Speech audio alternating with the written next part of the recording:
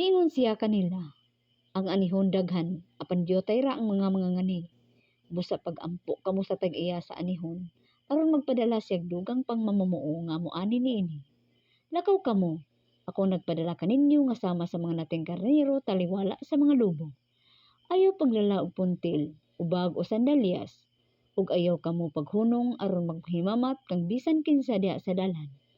Bisan diing balaya kamo moabot, unahan ninyo pag-ingon. Ang panagdait maanaan ining balaya.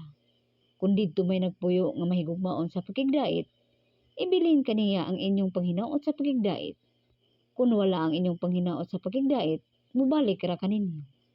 Pabilin kamo ni adtong balaya, kaon ug inom sa ilang idalit kaninyo, kay ang mamumuo angay gayud nga suhulan. Ayaw pagbalhin-balhin gikan sa usa ka balay ngadto sa lain. Kung moadto kamo sa usa ka lungsod ug dawaton kamo nila, kaon sa idalit kaninyo.